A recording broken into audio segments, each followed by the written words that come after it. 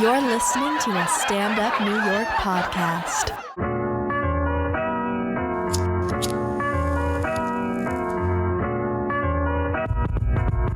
Hey guys, welcome back to a Girls Guide podcast. I am your host, comedian Chanel Ali, and this is a podcast to help you handle all of the smoke in your life, whether you're smoking a lot, drinking a lot, arguing a lot. It gets hazy, and we sort it out because I'm an entertainer, and I entertain and party all the time.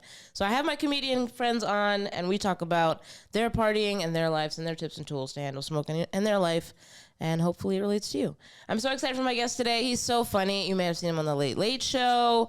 If you're really OG, you might have saw him back in the day on What Would You Do, where he was making people feel very uncomfortable and very guilty.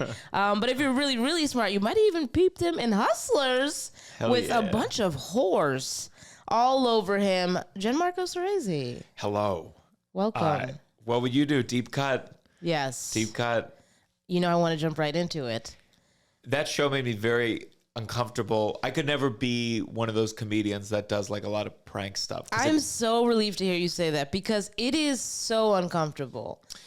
Yes. So mine, the one that aired, I had one that did not air. Oh no. But that was, I was playing a waiter and there were actors who were pretending to be customers, but I acted as if I had OCD. Oh, yes. And very exaggerated, counting my steps, tapping the table with the menu 11 times. If someone drops silverware, I'd start screaming or whatever. Oh, my goodness. And so these actors would be really rude to me. Mm-hmm. And then they'd see, what would you do? Would you step in? Yeah. And you have a little earwig, so they're telling you what to say. Right. And they tell you, say what we say. Yes. And this woman got up and she started, like, she gave me a hug and she was crying. Because that energy is so powerful, right? Yeah, yeah. And she said, I also have OCD. Oh, no. And started confiding in me about how she also can understand my struggles. And that's when the host comes out and goes like, he's been faking it the whole time. That thing you really have, he doesn't. He's out here getting paid to pretend. Yeah. I mean, it's an interesting show, but it feels bad. I feel guilty lying to these people. Interesting. But it's important that we set up those scenarios to study humans, right? I think there is like a degree where if you look at like old psychology tests, that's kind of what it was. Absolutely. But this show's been on for so long. The one that didn't air was they were just catfishing people. Oh. So they set up on like Tinder. It was very funny because the whole shoot, big expensive shoot, it's ABC. Yeah. Was the schedule was based on Tinder messages and Tinder dates. And people would show up and they would expect, for mine, they'd expect some like blonde hunk, and then I would sit down. And in the earwig, they were like, the moment I sat down, they said, try to set up your second date. Immediately schedule it. When the waiter came over, they said, propose. And that's where you've lost the moral questions. Yes. And they're just like, let's just throwing everything at the wall. And when he came out, this woman who I did it with, she started like weeping. And she said, it's just so scary, dating's so scary. Oh. And they tried to make a segment out of it or whatever, but apparently later that night her mom called because she must have been like upset the whole day, 20 or 21. Yeah. And her mom called and said, if you air this, I will sue you. Wow. And they scrapped the whole segment. Whole shoot, whole day's worth of shooting. Wow. Scrapped. So I don't it's a weird feeling, and I wish I liked it because I see like Nathan Fielder and I'm like, this is genius. But I do feel like I can do it to a certain extent, but there's a certain way. It needs to be more silly for me. Yes. I actually filmed a pilot that I don't think is going to come out, but it was great where they had us do magic tricks to unsuspecting people. I filmed a pilot about magic tricks as well that never aired. Look years at ago. us. Years ago. Is the money spent? Yes, this was low budget. The money is spent. It's gone. Yes. Magic doesn't pay, kids. That's the lesson for today. But they taught us how to do magic, and one of the scenes that we did, I'm working in a cafe. And somebody comes in and they order like a muffin and a coffee, and I'm like, yeah, I take a bite out of the muffin, I throw it in the bag, and the guy's like, what the? And I'm like, oh, relax, it's like a French thing, like relax, you know? Yeah. I get the coffee and I pour it in the bag, and he's like, what are you doing? And I'm like, oh, relax, it's like it's seasoning, it's good, it's really good for your heart, it's like good, it's healthy. Oh, you want some napkins? Let me throw some napkins in there, and they'll like shake the bag, and then I give it to him, and I say, open it, and it's perfect, right? But the guys in my ear are telling me, like, this guy's no fun, cut him loose. And I can see in his eyes, he's about to say something amazing. Oh, he's I see. about to say something gold. But they keep pulling me back. They keep pulling me back. Did you feel like that was happening? I was more like this woman's uncomfortable. I should not try to set up a second date. And they're like, keep going, keep going. They're like, do the non-human thing, like the weird thing. Did you know the magic? Like you were doing the magic? Yeah, they had taught me. They had like a magician on Zoom. This was very much during the pandemic time, who gave me magic lessons, and it was very intense and like Are you sworn to secrecy intimidating. about how you did it? So sworn to secrecy. I could never. I want to know. But I was really good at it. I was like, oh man, I should have been tricking So people. did the guy say something? Yeah, he was like, well, how'd you do that? Like, because he didn't even want to open the bag. He was so sure that I had messed up his order, obviously. Sure. And I was like, just open the bag, man. And he wouldn't open it. So I ripped it, and it's like a perfect coffee and a perfect muffin and like a perfect napkin. And he's like, but it's like, It's amazing that he stayed. If I went somewhere and someone took a bite of the muffin, I go, all right, I'm going to go. even the fact that I was even getting food for him and I didn't have gloves on, I was like, this guy doesn't know how to live. Yeah. He doesn't know. He's not going to survive out here. My shoe was definitely in New Jersey. All of them were, because I just feel like New Yorkers, I just could see them being too much. Hurting me, yeah. Too much. I would hurt me in that scenario. Pay too much for coffee. But what I want to ask about, especially about what would you do, because it's such an interesting show where they try to make regular people heroes, is if you are that person, if that scenario would happen in real life, do you think you are more often the hero, or do you think you tend to weigh your options and make like very...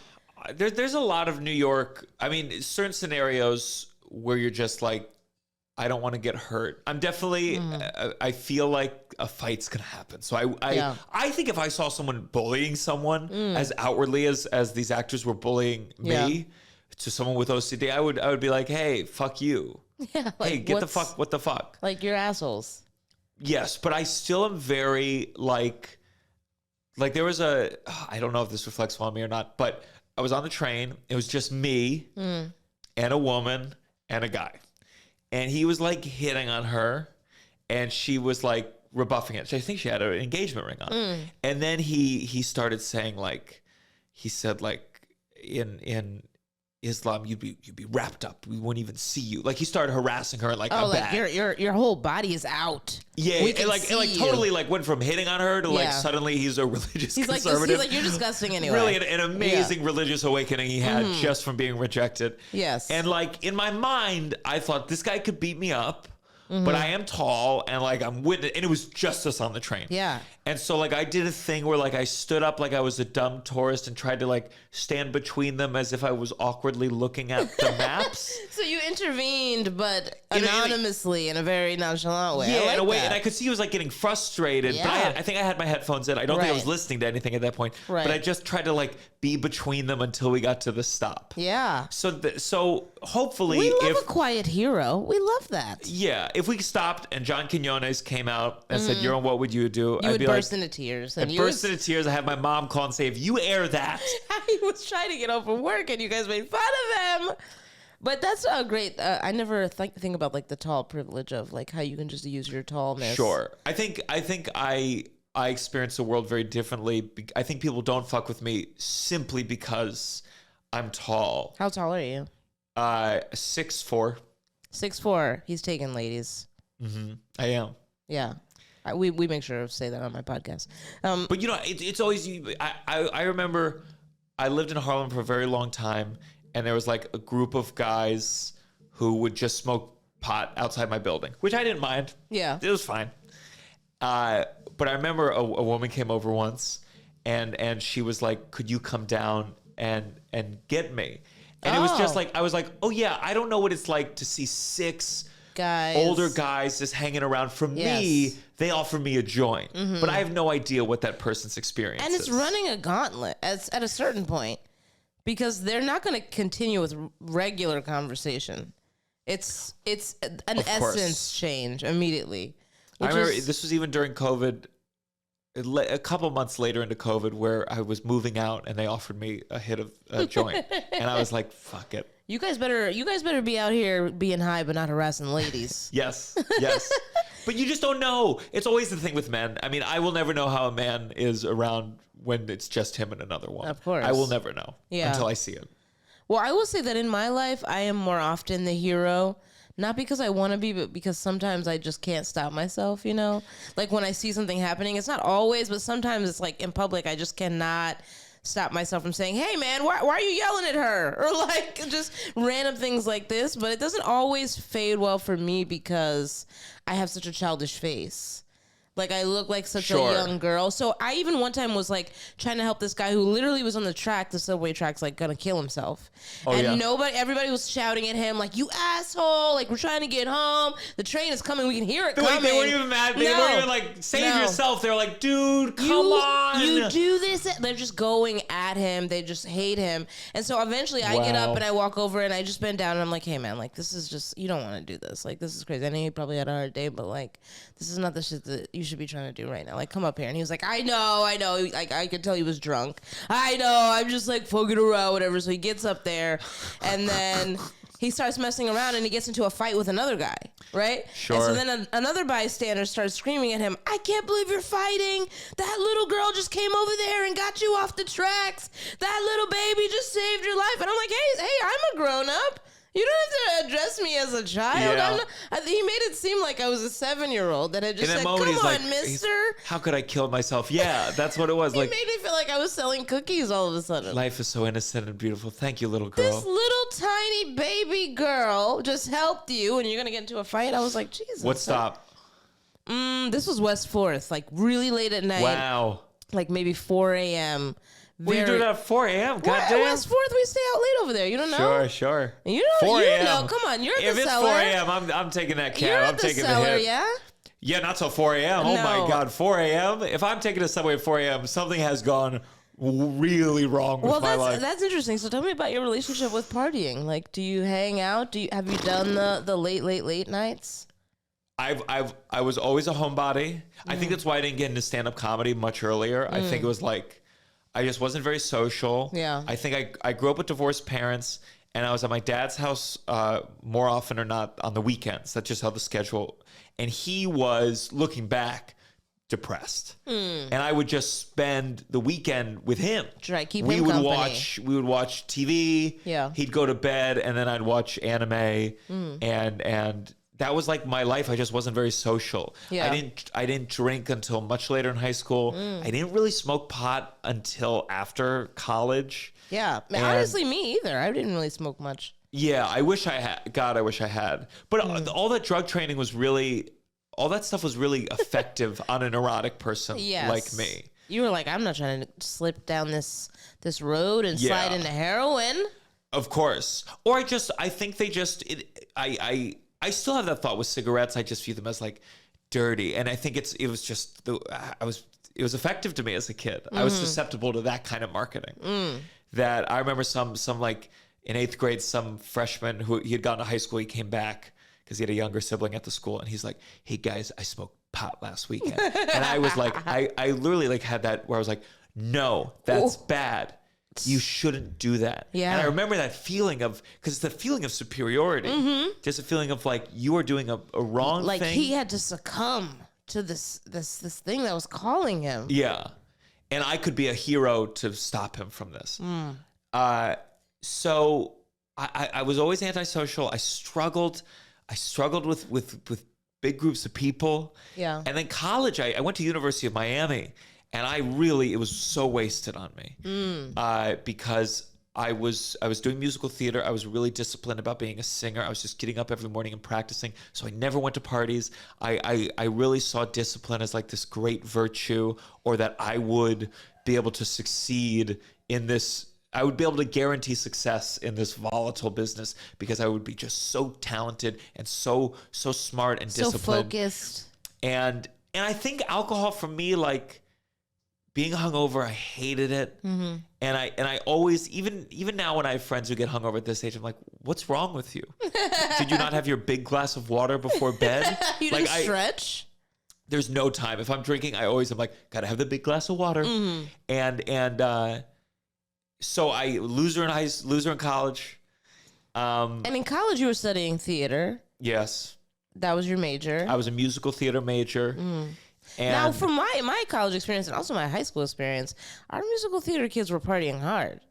Some of them do. Not only were they partying hard, they were having premarital sex. They were out here. I was definitely having a little premarital sex. Ooh. But I think I just had like bad pot experiences. It still wasn't fully legalized in the way where, so again, I'm a little nervous. I don't want to get in trouble. Yeah. You don't know how much is in anything. And I had enough just like taking an edible where it was too much.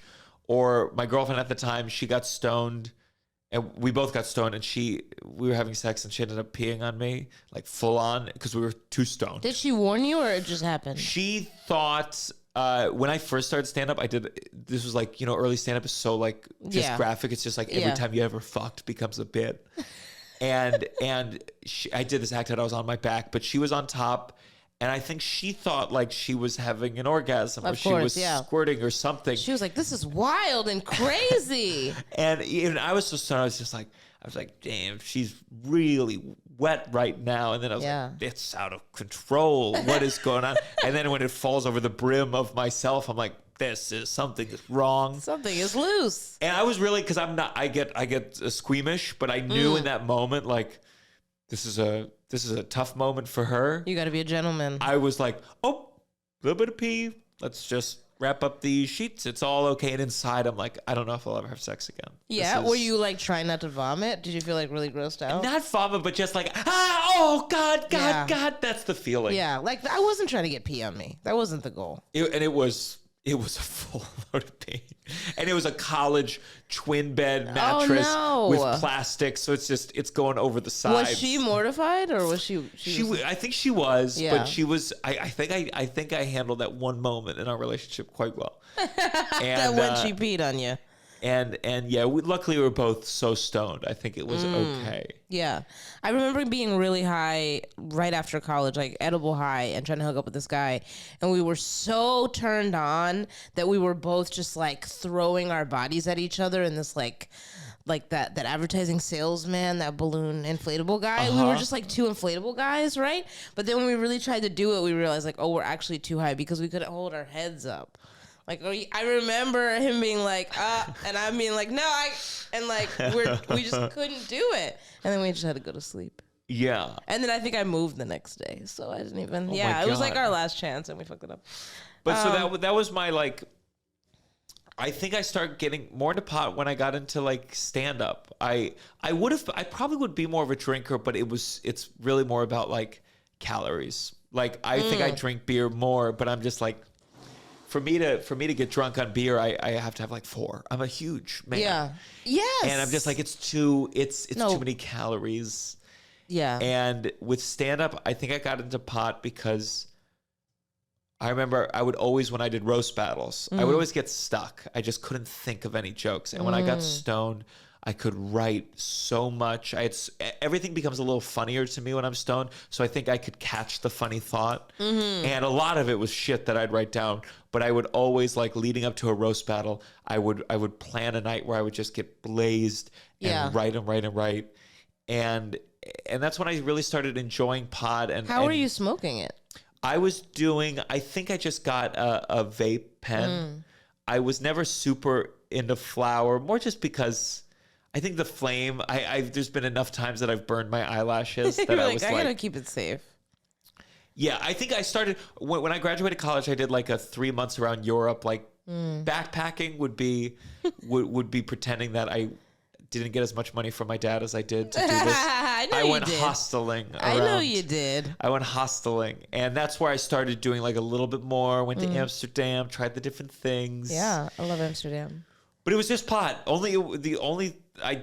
I did. I mean, we doing all the drugs. I'll hit all the drugs. Yeah, if you want to, yeah, whatever you're comfortable with. So yeah, I was doing pot occasionally, mostly vape.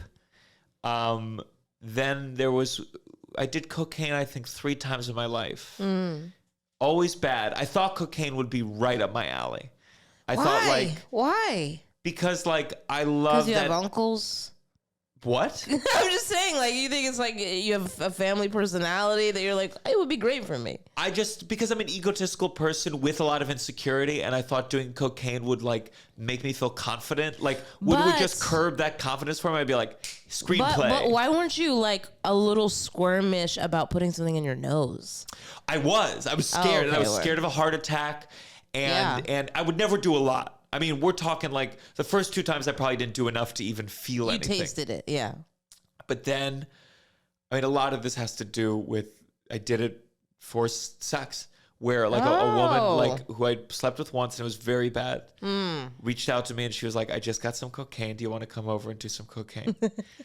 and I thought in my head I was like, I don't know if I'd just seen Wolf of Wall Street or whatever, but I really thought, oh, you do cocaine and it'll be like just crazy sex or whatever.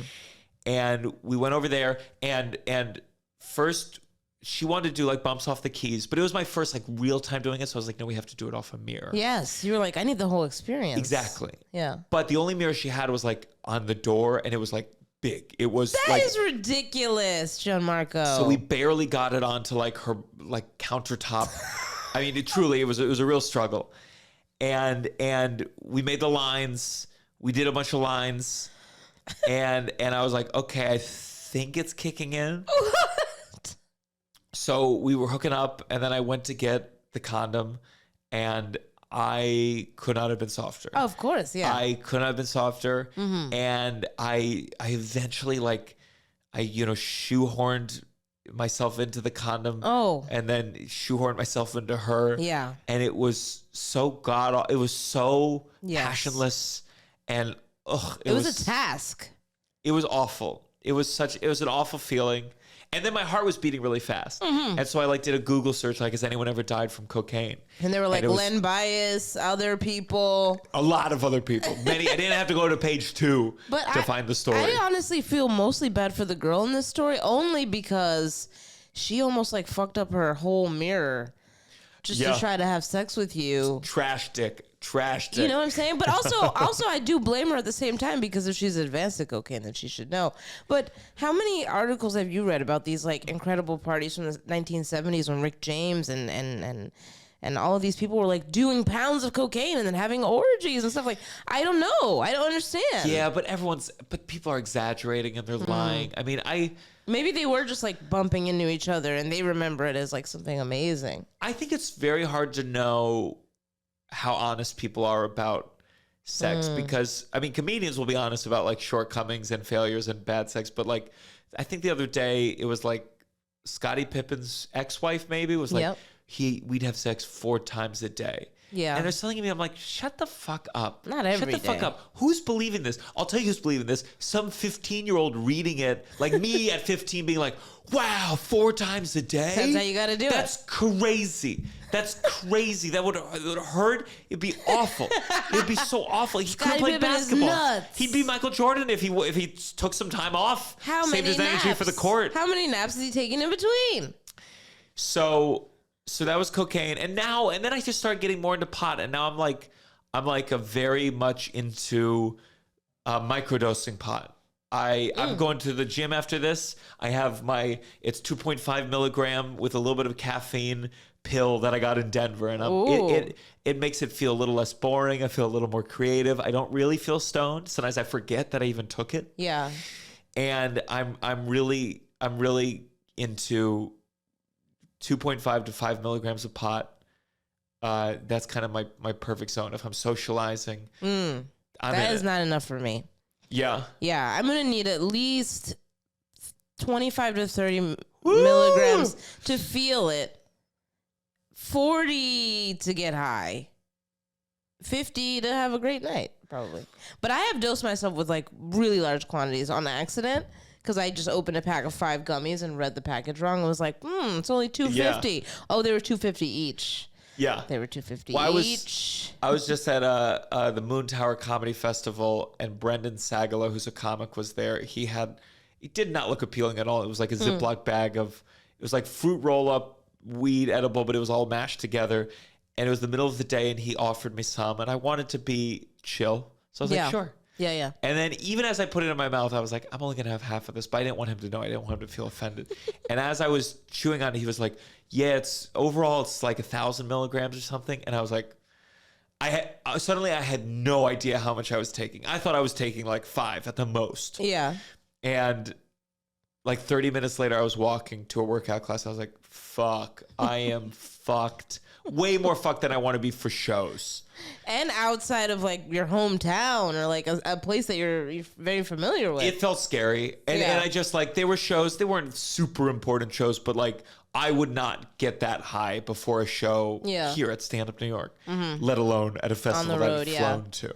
I actually had like a friendship breakup with a comedian years ago when I first started comedy, because I was in Boston and he picked me up and drove me around his car and got me really high, like a few hours before my show. And then under the guise of he's going to take me back to where he took me from, I was like just going with the flow. And then he's like, oh, I just got a call from work. I have to go back to work. You got to just get out of my car right now. And he like puts me out on the side of the road. I'm high as hell. My phone is dying. And this is years ago, like when iPhones weren't even very good then. Like you couldn't just go anywhere and charge whatever. Like technology wasn't where it's at. Yeah. And so I had a few moments when I was wondering and I knew that my phone is going to die any second, where I was like, am I just going to become a vagabond? Is this the beginning of the end? Like, is no one ever going to find me?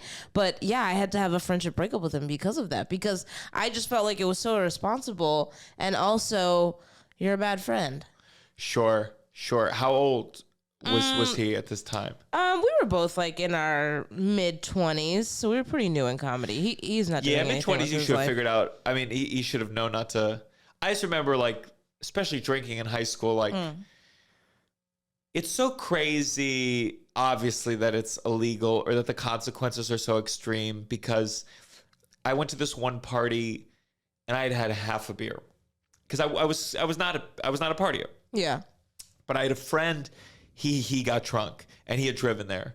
And this was the kind of guy, and there's plenty of them, where you would drive drunk for sure. And suddenly what happened is there was rumors that the police had been called, and it was like a big house party, all these high schools. I grew up in Maryland. Yeah. And it was pretty strict there with drinking and the cops or whatever.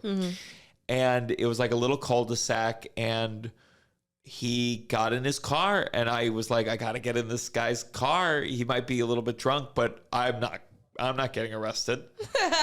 Okay. And suddenly the cops like cornered off, like 4 cop cars suddenly boom, boom, boom, boom, blocked off the only way out of this thing. And there I am in a car with someone drinking. And the only reason I got in that car is because I didn't want to get in trouble with the police. You know, it could have been much worse, obviously. Yeah. But these cops, they had us all take a breathalyzer. And it's one of these moments where, like, in the moment, I didn't know what my rights were. I didn't know what I could say yes to, what I could say no to. I had no idea. Yeah. It's so crazy that my parents wouldn't have had this conversation with me. Right. They're just into something to the world. No. So I'd had half a beer 30 minutes prior. So they asked me, they said, have you had anything to drink? And I said, no, thinking maybe it's worn off enough. I do the breathalyzer. They go, how much did you drink? And again, in my head, I said nothing. And they said, okay, you can go. And I was like, oh my God. Ooh. And what's the takeaway? Lie to the police. Yeah, I That's guess. what they taught me. I guess Lie. until something else happens, I guess. It was one of the scariest moments of my life. Yeah. And I've lived a very privileged life, obviously. that almost getting, but it was, it's just so stupid. So they didn't show you what you blew? They didn't show me what I blew, Oh, but I interesting. assume it was nothing because like was they like- were rounded. This Yes. was a good night for the cops. Right. They got a bunch of kids Yeah. drinking. Good for you, fucking pigs. Yeah, But- I was really disappointed. Actually, a few nights ago, one of my friends got a DUI, and I had been babysitting her prior to her leaving, and I had like pumped her with water for like 60 minutes. I had really, really focused on it, and I felt so confident. And so then I got home, and I texted her, "Hey, you home?" She was like, "DUI." That's all she said. Right? And so then the next day she calls me and she tells me, I blew .09. I said, I know exactly what you blew. Yeah. I know exactly what you blew. Is that high? Yeah, I mean, .08 is the limit. So it's very small over the limit. It's literally the difference of if, like, the last conversation I had with her was, let's just take one more glass of water. And she was like, no, I really want to go. It probably was that small difference. If she had stayed and had one more sip of water, I think she would have been fine. And she wasn't driving recklessly. Like, they pulled her over just because they thought she was texting. So it wasn't like she was, well, I guess she was driving recklessly. But still, she wasn't out here wilding. You know, she didn't hit anything or hurt anybody. But still, it was like me just for a second not trusting my instinct fully, even though my instinct was already up. Like, Yeah. yo, I think you should chill. I think we need like one more second. Oh, maybe no. I think maybe you're right. But yeah, I think that there was a certain age where I realized, oh, it's not just people getting wasted and driving. Mm-hmm. It's a lot of adults making calculated decisions Yeah. after 2 glasses of wine. absolutely. And understanding that, oh, a lot of people are having a drink or two and driving. Mm-hmm. And it's just more nuanced than I thought. I think when I was younger, I thought of it like people just Wasted, going yeah. crazy. I tend to be kind of heavy-handed sometimes when other people have me in the car, whether they had a little bit to drink or even nothing to drink, if I feel like they are mimicking driving drunk. Like, I have said to a comic before, hey, you're touching the lines a lot. You're touching the Really? lines a lot. And I just know, it's late at night, we're coming home from a comedy club, I just know that if a cop is behind us anywhere, they're going to pull you over and think something is up. And even though nothing is up, I'd rather just not deal with it. So could you stay in the lines? Could you drive straight? I've been in a couple. The good for you for saying something. There's times where I'm like, there's that thing. I'm like, I'm gonna die because I'm being polite right now. I'm gonna die. Well, if it's one of my really good girlfriends and they're driving crazy, then I just go, wee, you know, because we got to Sure. just throw caution to the wind. But nothing's worse than I had. There was a comedy show I did. Carmen Lynch was headlining, and the person who drove us there, something medical happened that was strange, where he forgot who he was on stage. Something, no.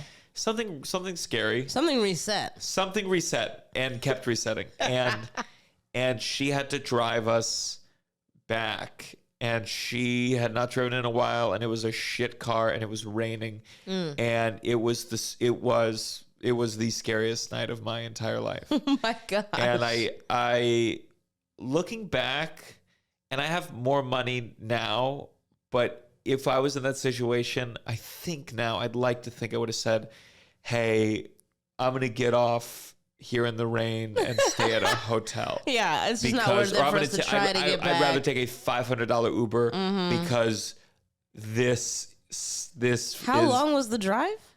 It was from Bananas Comedy Club to New York City. Oh. So, I mean, at least like 45 minutes at least. Yeah. And I mean, significant. there was one point where she turned, and we've talked about it, and she said she's a better driver now. I would never let her drive me for, but there was one point where she turned, I don't know a lot about driving into the wrong, it was a one direction off the highway, and it was the wrong direction. Oh, no. And there was a point where she had to make like a 3-point turn, but there's one point in that 3-point turn where my side was just directly facing whatever car might be swinging around the bend No. in the dark rain. No. So awful feeling. Yeah. Trusting comics going on the road. Did you take out loans for your BFA? No, I've lived a life of a lot of privilege. Okay. I Do got your a parents- scholarship. I got a scholarship, to be fair. Okay. What How'd you get the scholarship? They gave me. Did you have to sing and dance? I got a very small scholarship for that, like some weird grant worth probably like $1,000 a year. This cute. is University of That's cute. Miami, which is so probably 45, 50 a year. Just gross, just revolting. Ooh. And then they gave me 16 a year just off my SAT scores. And if I had known that, I think if my SATs had been higher, they would have given me 32 You would a like year. try it on them? Yeah, or it would have been, frankly, like a good investment to hire a coach because they were just throwing scholarships just based on the score. Real just dumb shit. College is fucking bullshit. So you don't have any loans? I do not. Did you have any? Did you have any? No. I did not. Because you had scholarships and you had help. I had help. Okay, word. Have you ever dealt with any debt? Nothing serious. Nothing word. serious. I mean, it's like I moved to the city. I pursued acting, and I got money from my parents. It all went towards like overpriced workshops with casting directors and acting classes, Learning how to audition. And stuff like and that. then by the time that like they cut me off, and it was separately. It was my father and then my stepfather, both kind of getting fed up with me at a certain point. I happened to book a big commercial campaign for General Electric, and this was back when like commercials meant like serious money, and it happened. Like you were set, for a little for a little while. I spent it all filming sketches. Of course, because you believed in yourself, and because I didn't have a realistic relationship with money. Like I was just like, well, it keeps like, coming. What is this? Yeah. What'd you do in the commercial? In that commercial, you were. The one that went most viral, it was like General Electric was creating their digital team, and General Electric is more known for like washing machines and refrigerators. Right. So it was me with my father, and he's like, GE, you're about to work with a hammer. He picked up a big hammer and like slammed on the table, and I'm like nerdy guy, and I was like, oh no, I'm doing a coding for them, and he was like, oh. And it was a funny commercial because there was people like disappointed in my job. And the thing that paid more though was I did like live corporate appearances where they flew me to Vegas for the big GE conference and paid me ungodly money to go on stage with the hammer. Like, I can pick it up now. Bye guys. And then they'd give me a check. It was amazing. And one of those things, like many times in this business, where I wish I could go back and be like, you will never make this amount of money again, at least until after 34. Like, but this is a special thing that's happening. Yeah. Well, the only reason I bring up the debt thing is because I want to talk about the idea of asking for all possible options, which is just something I wanted to cover today. And I think I use that when I balance my student debt. Because your parents won't text me back, so I can't get in their good graces. Sure. And that's crazy because all I want to do is come to Shabbos. And it's like, what is the issue? I wash dishes good. Let me in there. But anyway, so I have a lot of student loan debt because I was a foster kid and like put myself through school and stuff like that. But especially I graduated in 2010 and people were struggling to get jobs, I had to learn a really hard lesson that like you have to always ask for something else, you know? So they'll call you and they'll say you owe $700 for your student loans and it's past due and we need it all today. Yeah. And you say, is there anything else we can do? Sure. And they'll say, well, we do have a program where you can apply and we'll take off the interest. Is there anything else we could do? Well, you could hang up and I can't do anything about it for another 30 days. You know, like I would find these loopholes by always going further down the roll of saying just, what else can we do? What else can we do? What else can we do? I would do that when asking my dad for money and I wanted more. It can work on anybody. He'd say, I'll give you 500. I'd say, what else can we do? Is there any other option? You know, what happens if I hang up right now? I would even say that. What happens if I don't come home for Christmas? What if I stop talking on the phone? And they're like, ma'am, and I'm just... Yeah. You know, you have to ask for every possible option because when you're trying to be an artist, especially, and you're trying to juggle debt and things like that, I just feel like they're never going to be forthcoming and tell you what they can do for you because they're trying to get money. So it's like if you don't ask for every option, you won't get every angle. You won't even be able to decide what's best for you, you know? Yeah. Yeah. And maybe, you know, I should have said, can you guys call Gianmarco's dad? Sure. Sure. If I could go back. Now let me ask: now that you know that about me, does the way that you view me? Because I feel like there's been a whole kind of whether it's discussion of like Nepo babies, silver spoon, and like sometimes I think I like absolve myself by being at least honest Oh, it's about very helpful. what the privilege is. It's really nice of you. But see, for me, it's even like deeper because I also just like didn't have parents. So it would be different for me to say like, well, his parents have more money than me. So to me, when I think of a person who maybe has nepotism and maybe had a lot of privilege, I don't always associate or equate them with things that I think are more negative or like they're spoiled, because in my experience, it's very difficult to become an artist when you have two parents that are involved. Sure. And so one of the things I think has benefit me, and I think even day to day helps me live a very peaceful life, is that nobody can say, well, I paid for this and you need to do this, or I'm telling my friends that you did all of this. Like no one was ever checking in on me saying, you still doing that comedy shit? Yeah. So to me, I always think of, well, Gianmarco doesn't have the same worries in terms of debt or in terms of education as me, but he has to text his mom back. And I don't have to do that ever. So to me, that's my perspective, is that we trade certain struggles. Sure. So yeah, certain people would love to have a dad who would pay for stuff and maybe, you know, isn't always warm and sunny when they talk to them, and some other people would be like, no, I would rather hustle and work my whole life and not have to ever answer to anybody. So that's how I think of it in my mind. And also, like, I just can't afford to like hate all y'all, you know what I'm saying? Of course. It's really not healthy for me to even be a great entertainer if I say like, well, I'm not gonna be friends with Nepo babies because they didn't get it like me. Like, if anything, I need to make these Nepo babies love me, and we can make more babies with their stuff. I think there's just a degree, even what you just said. What was it? Is there anything? What else can we do? It's like that kind of knowledge is like, you know, that whatever that is, that piece of knowledge will be so useful. Yeah. There's certain ways that I think I just had to like learn about the world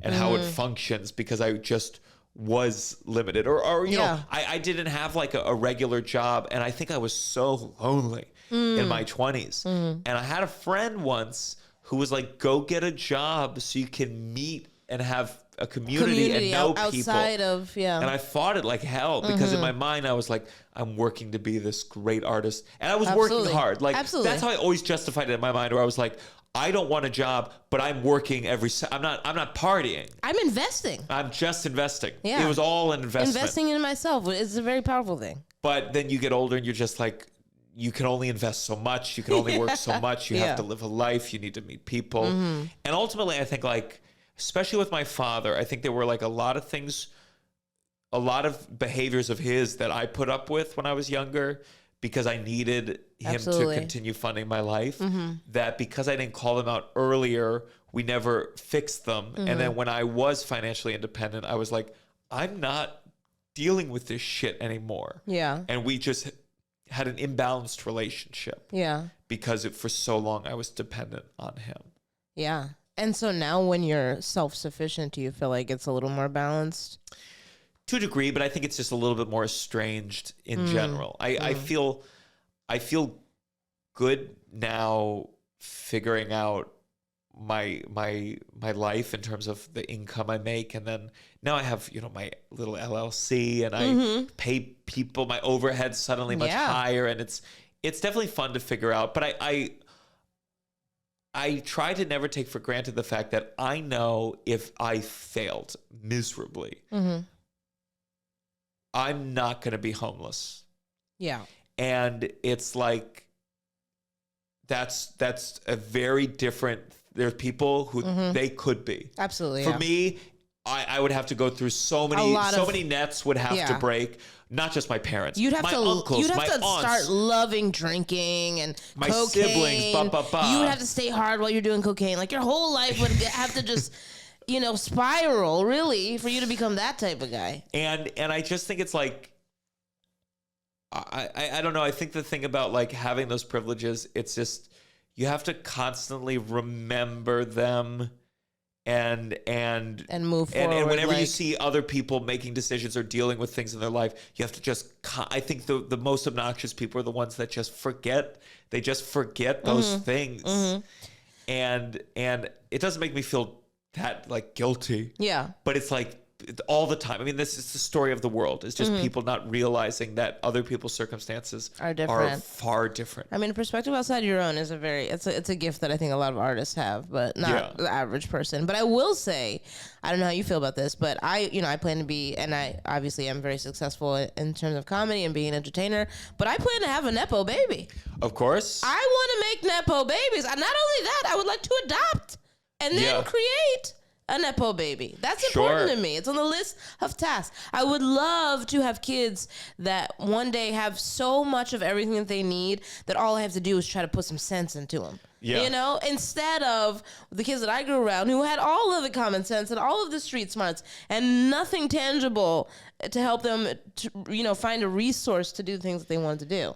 So if anything, I'd want to raise a kid to be self-aware. So for example, if they're a stand-up comedian, I'd want to help them. I would want to have a self-aware kid that if they sucked at stand-up, that they would be able to like figure that out for themselves and not pursue something they suck at.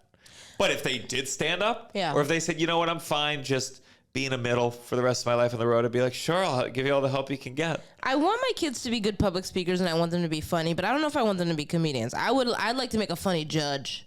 A funny politician, still people who use a microphone, but don't do my thing. Go be funny. I want somebody like a funny surgeon. It's like it's unexpected and they're just cracking jokes and I really want that. Yeah. Because they're going to be talented in a lot of ways. Takes the wrong leg off, just yanking your foot, literally. Another day at the office. So you went viral because your sister, you sent her a photo of some cabinets. You were moving into a new apartment, and she sent you back that same photo with like numbers and a key legend to show you what dishes go in every drawer and cabinet. And in addition to talking about your parents, it seems like your whole family I just would like to steal. Listen, this is my oldest sister, Victoria. This is on my mom's side. I'm the only one from the original marriage. Okay. And she's just like, I think I might be the oldest, but she is the oldest of that household. I mean, I was only there half the time. Yeah. So I think that's why she just knows how the world works. If I needed something to get planned, a vacation or a surgery, it'd be her. And when I moved to this new place in New York, this was finally me living on my own. Yeah. And I was single and just stunted. I think because when I went back and forth, my dad's house, again, his house is like, it's just like a single man, and no one ever taught him anything. He's just surviving. And the fridge is always like, it's a sad fridge. It's questionable. It's one of the saddest fridges in the world. And my sister has helped me understand, okay, look at these drawers. What makes sense to go in this drawer? What makes sense to go in that drawer? She's taught me about clothes. She's taught me about food. Yeah. She is the functional one. Well, when that went viral, did you have ladies who were kind of like, I like this guy because he doesn't know how to do anything? Because I feel like you almost kind of baited a lot of women with this post. Oh, yeah? Like, look, I have a house and dishes. What shall I do with them?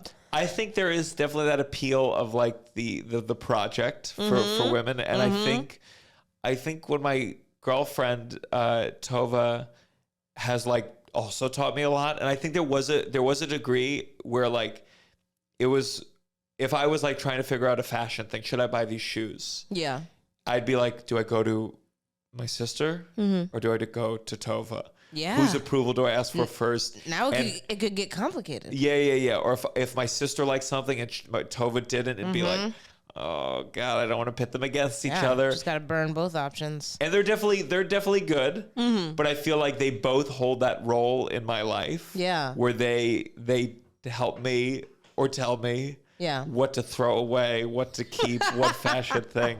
And I have to balance, who do I go for what? Yeah. But yeah, I think my girlfriend likes that about me to an extent. I feel like I've become if we ever broke up, I think talk your shit.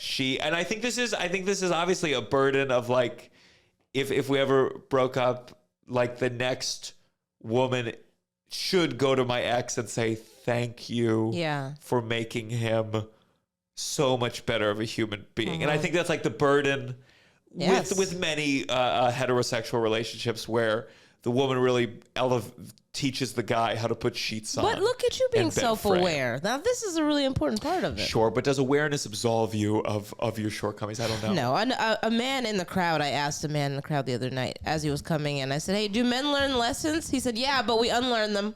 And then he just kept walking out of my life forever. I just remember there's one woman when I was in Harlem, and it was just like it was one of my rare like post-show audience member hookups. And she came over to my place, and I'd lived in this apartment for a long time. And I brought her in my room, and she looked around. She said, "Your bedroom looks like a mental asylum."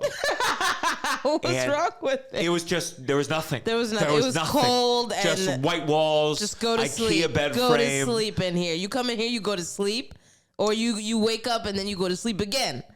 And I look back on like the meals I would offer a woman in the morning, like toast on a paper napkin, like horror. And I think I'm like, oh my God, that poor woman. Yeah. Had that. And I offered it to her like, hey, you want me to put some jam on it? You were like, I'm taking care of us, baby girl. Yeah. Anything you want, brunch, baby. Brunch. And I'm sure, hopefully, I look back in 10 years and be like, oh my God, the omelet I offered was hideous and yeah, gross. but you were probably funny, you know? Yeah, thank God. That's why I had to be. No, I love it. Okay, before we tell everybody where to find you and stuff, I'd like to play a game, and it's called I'm Good Right Here, and that might not be what it's called. I might name it something different every episode. I can't really keep track. But the premise of the game is that we're pretending we're at a party, and I'm pouring up a crazy drink, or I'm lighting up a crazy smoke, and we're gonna try to pass it to each other, and we're gonna say nah. But we're not just gonna say nah. We're gonna say in some other fashion. That I'm gonna turn down. You're gonna turn down, yeah. But you wanna maintain our relationship. You don't wanna like accuse me, yeah. But in a fun whatever way. So there's no harm in brainstorming. Just have fun with it. Sure. Okay, cool. I'll go first. So you try to pass me something. Pour up something for me that you think I would like. Okay. All right. So I got this new. I've been trying to learn how to finally figure out cocktails. I thought it was cool. So this is a mezcal margarita with it's like a tahini type spice on the rim, and I promise it's good. Well, that sounds suspiciously good for somebody who doesn't drink that much. That sounds delicious and it's really tempting. I'm not gonna take it though, because I am studying for my BFA and I really want to make sure that I can pay it back. So I don't want to do it. I want to save. I can understand. I'm a singer. I know exactly what you're going through. Do not even worry. You know what? I'm not even gonna drink it because I'd like to sing a little in the shower tomorrow. What? Don't worry about it. Look at you. But I rolled this crazy blunt and it's got like shatter in it, and it's like it smells spicy. What is it? What did you say? What's in it? Shatter. What's shatter? That's for another episode that I gotta explain to you. Okay. But it's gonna get you high, okay? And it's wrapped up. It's dusty. It's sticky even. Do you want to spark it? Do you want to hit? Do you want?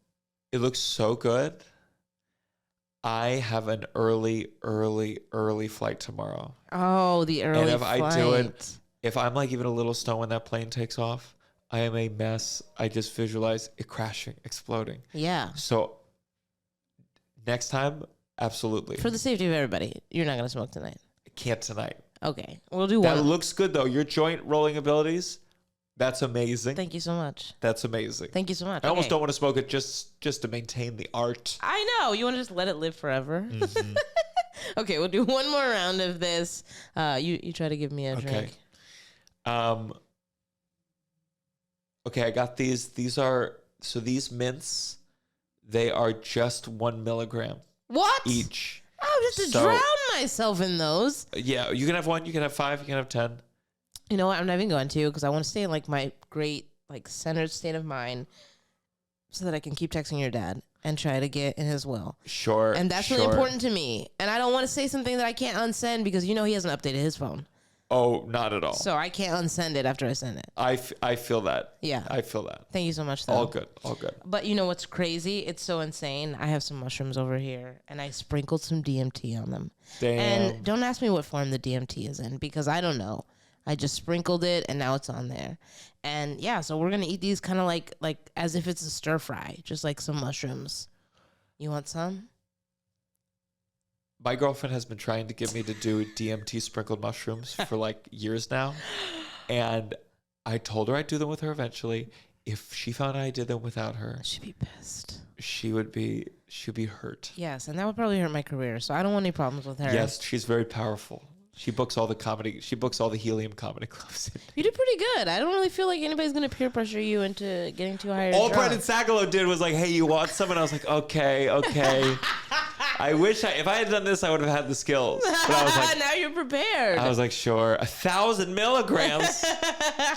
Well, shout out to Brendan Sagalow. I got to hang out with him more often as well. Yes. Thank you so much for being a Girl's Guide. Tell Thank people you. where to follow you and what you got coming up, where Yes. you're going to be at. Find me everywhere at Gianmarco Soresi. It's Gianmarco with a G on all the different platforms, Gianmarco Soresi. And listen to my podcast, The Downside, with Gianmarco Soresi, where we have people on to explore all the negatives of their lives. And lots of drug stuff too, of course. The Downside. Hell yeah, guys, check out The Downside. It's so fun. He just had Joelle Johnson on there. She was talking about owning a gun. Yes. We love girls who have guns. Thank you so much for coming on our podcast. This has been A Girl's Guide. I'm Chanel Ali. You guys keep it smoky.